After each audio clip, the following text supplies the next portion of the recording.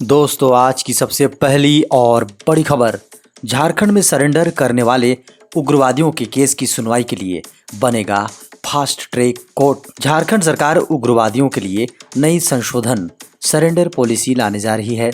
Surrender करने वाले उग्रवादियों के खिलाफ मामलों की त्वरित सुनवाई के लिए राज्यों द्वारा फास्ट ट्रैक कोर्ट का गठन किया जा सकता है। साथ ही उनके द्वारा किए गए जघन्य अपराधों की सुनवाई अदालतों में जारी रह सकती है। झारखंड में अनुबंध कर्मियों की प्रोन्नति का प्रस्ताव स्थगित। समग्र शिक्षा अभियान के तहत प्रखंड से लेकर राज्य स्तर पर कार्यरत अनुबंध कर्मियों की प्रोन्नति का प्रस्ताव स्थगित कर दिया गया है। हाल ही में मुख्य सचिव की अध्यक्षता वाली राज्य कार्यकारिणी समिति की बैठक में झारखंड शिक्षा परियोजना परिषद ने यह प्रस्ताव लाया था। इस पर चर्चा के बाद कहा गया कि पहले परिषद मानव संसाधन नीति तैयार करे, तब तक यह प्रस्ताव स्थगित करने को कहा गया है। झारखंड राज्य खनिज विकास निगम को मिला बालू घाटों का जिम्मा।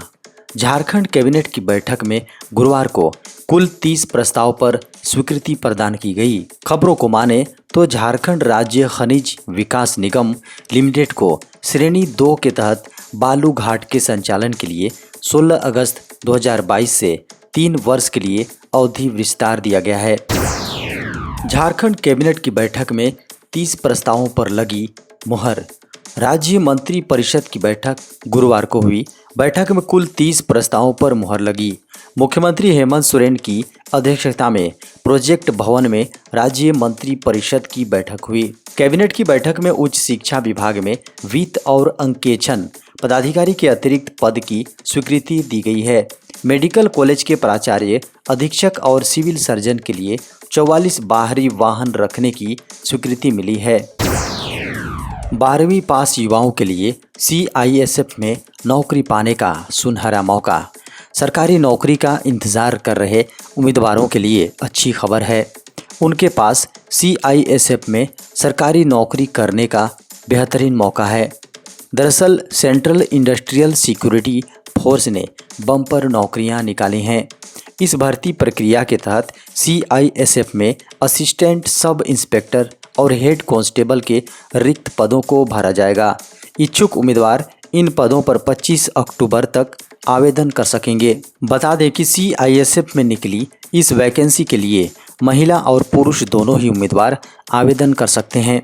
CISF ने कुल 540 पदों पर आवेदन आमंत्रित किए हैं, जिसमें से असिस्टेंट सब इंस्पेक्टर के 122 पदों और हेड कांस्टेबल के 418 पदों पर भर्ती की जानी है। इन पदों के लिए आवेदन करने वाले कैंडिडेट्स किसी भी मान्यता प्राप्त संस्थान से 12वीं पास होना जरूरी है। बता दें कि कैंडिडेट्स की न्यूनतम उम्र 18 वर्ष और अधिकतम उम्र 25 वर्ष होनी चाहिए। मनी लॉन्ड्रिंग मामले में ईडी का बड़ा एक्शन। चीनी कंट्रोल वाली कंपनियों के 9 करोड़ रुपए फ्रीज। प्रवर्तन निदेशालय यानी ईडी ने मनी लॉन्ड्रिंग मामले में एक बार फिर बड़ी कार्रवाई की है। ईडी ने चीनी कंट्रोल वाली कंपनियों के ठिकानों पर छापेमारी कार्रवाई करते हुए उनके खातों में मौजूद 9 करोड़ रुपए फ्रीज कर दिए हैं। इससे पहले ईडी ने पेटीएम, इज़बूस, रेजोर पे और कैशफ्री के बैंक खातों और वर्चुअल अकाउंट्स में रखे 46.67 करोड़ रुपए फ्रीज किए थे। ईडी ने HPZ लोन ऐप के खिलाफ दर्ज मनी लॉन्ड्रिंग से मामले में Kaumi network technology private limited, Mobicrate technology private limited, magic data technology private limited, बायतू टेक्नोलॉजी प्राइवेट लिमिटेड जैसी कंपनियों के खातों से 9 करोड़ रुपए फ्रीज कर दिए। झारखंड की राजधानी रांची में पुलिस की अपील, अफवाहों पर न दे ध्यान। झारखंड की राजधानी रांची शहर में किसी तरह की अफवाह ना फैले और इन अफवाहों के कारण से शहर का माहौल ना बिगड़े, इसलिए रांची पुलिस ने शहरवासियों से अपील की है। रांची पुलिस ने पोस्टर जारी कर शहरवासियों से शांति बनाए रखने और अफवाहों पर ध्यान न देने की अपील की है। सरकार ने छोटी बचत योजनाओं के लिए ब्याज दरों में किया इजाफा। केंद्र सरकार ने गुरुवार को तीसरी तिमाही यानी अक्टूबर-दिसंबर के लिए स्मॉल सेविंग स्कीम की नई ब्याज दरों की घोषणा कर दी है। इस बार सरकार ने 1 अक्टूबर से शुरू होने वाली तिमाही के लिए छोटी बचत योजनाओं पर ब्याज दर में 30 बेसिस पॉइंट तक की बढ़ोतरी की है। डाकघरों में 3 साल की फिक्स्ड डिपॉजिट को मौजूदा 5.5% से 5.8% कर दिया है। वरिष्ठ नागरिक बचत योजना के लिए ब्याज दर 7.4% से बढ़ाकर 7.6%, किसान विकास पत्र के लिए 6.9% से बढ़ाकर 7% और 2 व 3 साल की फिक्स्ड डिपॉजिट के लिए भी ब्याज दरों को बढ़ाया है। किसान विकास पत्र के लेकर टेन्योर में भी बदलाव हुआ है और अभी 7% ब्याज दर वाले केवीवीपी की मैच्योरिटी 123 महीने कर दी गई है। बड़ी खबर है, पैसेंजर कारों में 1 अक्टूबर से होंगे 6 एयरबैग अनिवार्य। केंद्र सरकार ने पैसेंजर कारों में 6 एयरबैग अनिवार्य कर दिया है।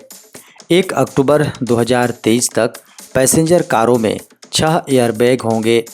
केंद्रीय सड़क परिवहन और राजमार्ग मंत्री नितिन गडकरी ने गुरुवार को ट्वीट कर इसकी जानकारी दी। केंद्रीय मंत्री ने कहा, मोटर वाहनों में यात्रा करने वाले सभी यात्रियों की सुरक्षा हमारी पहली प्राथमिकता है। बता दें कि हाल ही में ई-कॉमर्स कंपनियों को कार सीट बेल्ट अलार्म को डिसेबल करने के लिए डिज़ाइन किए गए डिवाइस की बिक्री बंद करने का निर्देश दिया था।